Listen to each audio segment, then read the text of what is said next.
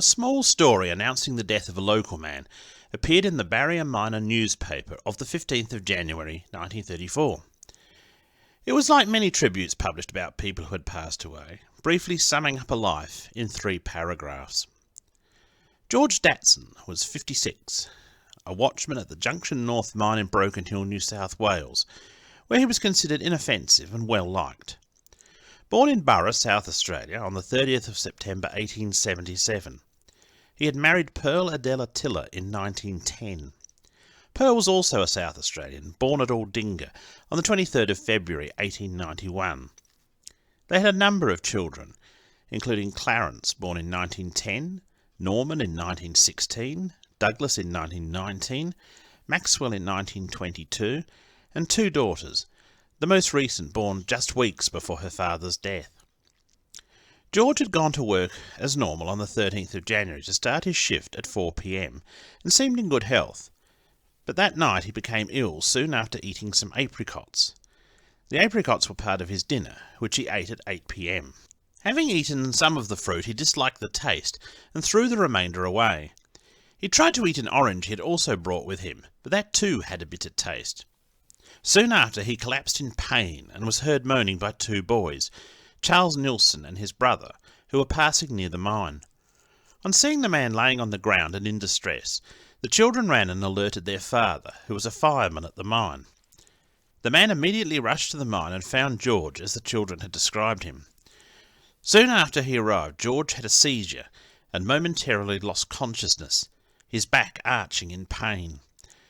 When he came to, he explained that he had eaten some apricots and that they tasted bitter.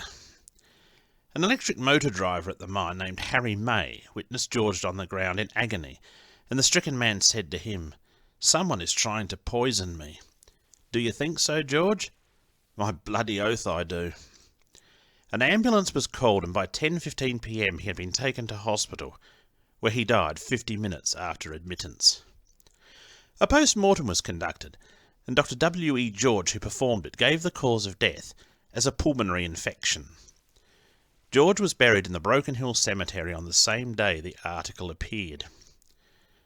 Mr. Datson left a widow and a grieving family, and a mystery, because it would soon become apparent he had not died of a pulmonary infection at all.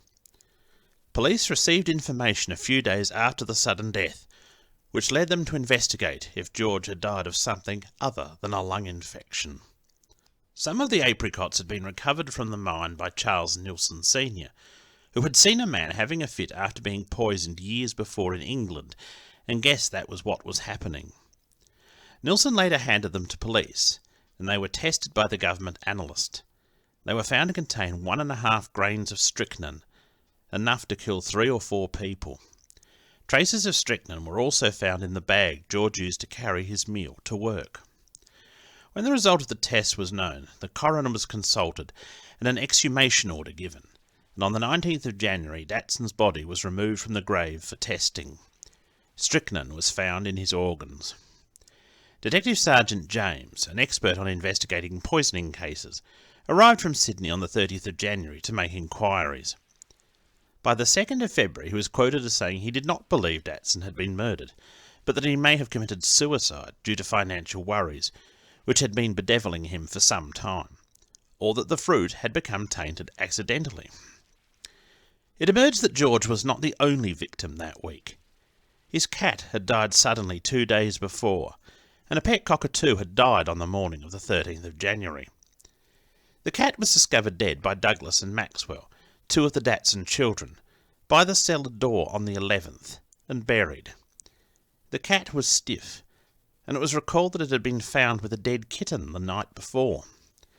The cat had seemed all right at that time. The bird was dead in its cage, which surprised Datson, who remarked that it had seemed all right when he last saw it. The pets were exhumed by police from the backyard at 232 Morgan Lane, West Broken Hill, where the Datson family lived, and sent for testing on the 6th of February. Then the police statement that they believed Datson had committed suicide was sensationally turned on its head on the 8th of February. William Henry Warren, an invalid pensioner aged 33, who had lodged with the Datson family for 5 years, was arrested for murder Warren had been born in Broken Hill in 1901. He was for many years a licensed buyer and seller of bottles. Despite his age, Warren was described as being crippled. He was stooped and frail. Warren was taken into custody at noon at the Datsun home and removed to the police station, where after 1 hour he was charged. He was later lodged in Broken Hill Jail, but was said not to be unduly distressed, eating a hearty meal and sleeping soundly. An inquest was held in February, which pieced together the events leading up to the death. Pearl Datsun spent the first 2 weeks of the year in the maternity ward, having given birth around New Year's Day. Sister Edna Pern gave evidence that she saw Warren visit Mrs. Datsun, and she had seen him kiss her on one occasion. He was in the habit of delivering parcels and taking home her dirty linen from the hospital. One of the Datsun children explained that the family's laundry was done for them by Warren. Datsun and Warren had had an argument on the 12th of January, and Datsun had told his lodger to pack up and move out by the 14th. Pearl Datsun returned home from hospital with their baby daughter the day before George died, leaving the hospital at about 4 p.m. and arriving after George had gone to work. Warren went to the home of a widow named Winifred Dalberg on the morning of the 12th of January and told her that Pearl Datsun wanted to visit the next day. Mrs. Dalberg said it would be all right. Pearl arrived about 6:30 a.m., the earliest she had ever visited her friend and former neighbour. She had left home before George returned from his night shift. The Datsuns had moved from Lane Lane, where Mrs. Dalberg lived, about 4 years earlier. Warren brought the new baby inside in a big clothes basket and then left. Pearl carried a small basket including a teapot, something she had never done before. Clarence Datsun had moved out of his parents' home in 1932 when he had married his wife. He was also a watchman at the same mine as his father. He testified that his father had always been in good health. He last saw his father the day before he died. It was their payday, and George had given his son 4 shillings to back a horse. It had come in second, meaning George got back 4 shillings and 6pence. He was happy and healthy that day. Clarence described his father as quiet and an undemonstrative man, not showing any outward affection for his children, although he was very fond of his baby daughter Dawn. He said his mother was upset by the death, but even more so by the continual police questioning which followed, to the point where she told her son not to say anything more to them. Maxwell Datsun, the 11-year-old son, testified that his brother Douglas told him about 10:30 a.m. on the 13th of January that the cockatoo had died. Max usually fed the birds, but didn't know who had fed them that morning. George had made himself a cup of tea and gone down into the cellar. At 11:30 he came up and listened to the wireless while studying the racing program and drinking another cup of tea. George sent Douglas to buy eggs, bacon and apricots at 11:30 a.m. The apricots were placed in a dish on a sideboard, and George, Douglas, Max and his friend, a boy called Robert Wallace, shared some of the apricots. Max reported that his dad ate the soft ones, as he had hardly any teeth. Later he saw his father put about a dozen apricots and an orange in his lunch bag. The lunch bag had been left hanging on the handlebars of his bicycle outside from the time George arrived home that morning until 11:30 a.m, when it was placed on the table. Warren was out the back doing the laundry the whole time Max was there, and he never saw him touch the bag. This was from 12:30 until Max went to the pictures at 1:30 p.m. By the time he returned, his mother was home, having tea with his brother and Warren. Max admitted that he had told the police his mother arrived home at 1:30 p.m. before he left the house, at her suggestion. It was also revealed that both George and Warren kept their clothes in a wardrobe in Pearl's bedroom. George worked nights and slept at the mine. Warren slept on the front veranda, and Max had never seen him go to the bedroom when George was not at home, and then only to get his clothes.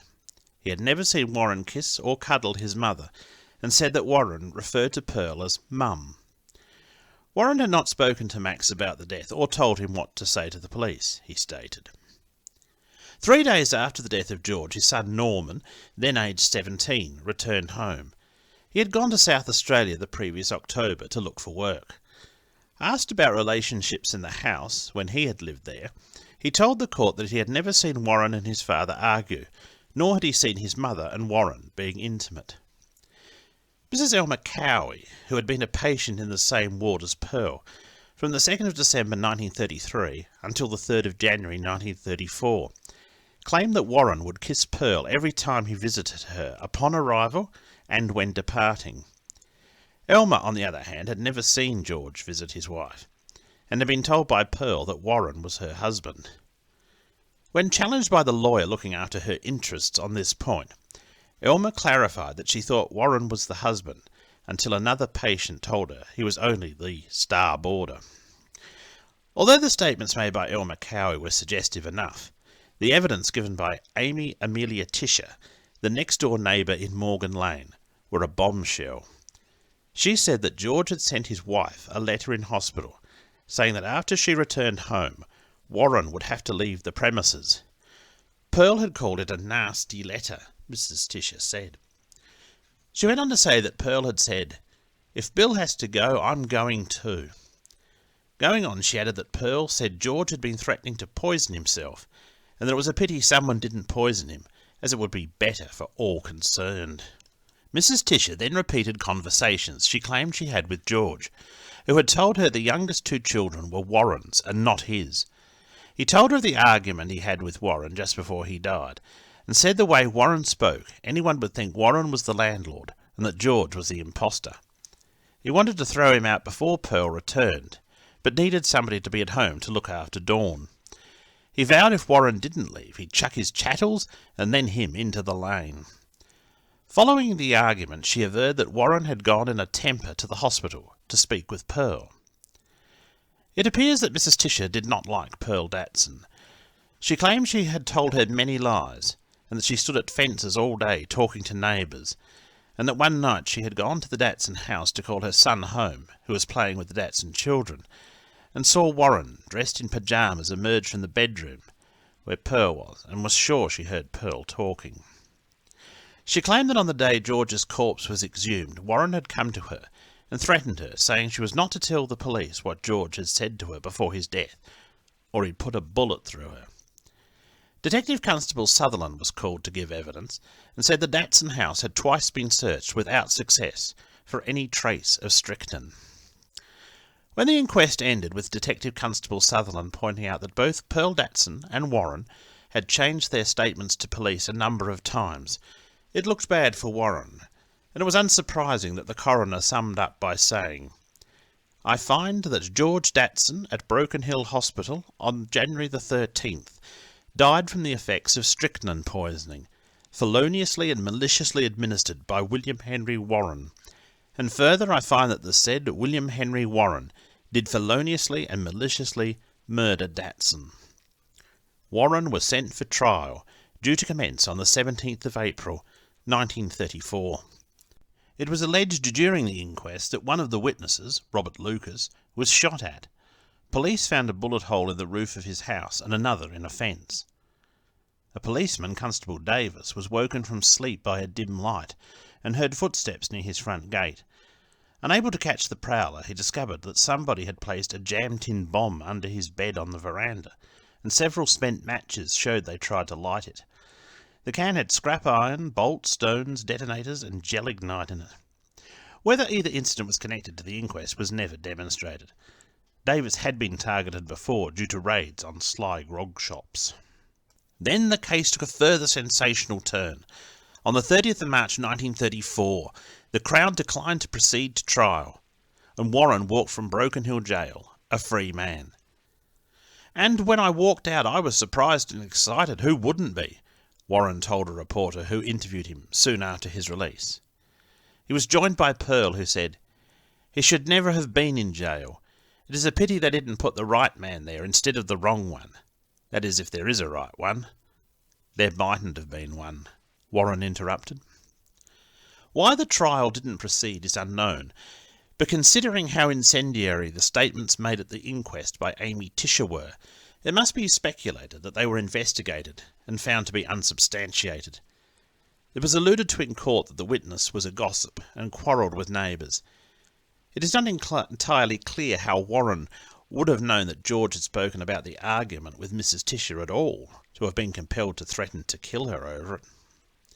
The source of the poison was never discovered, and it was never confirmed that the deaths of the cat or the cockatoo were as a result of strychnine poisoning.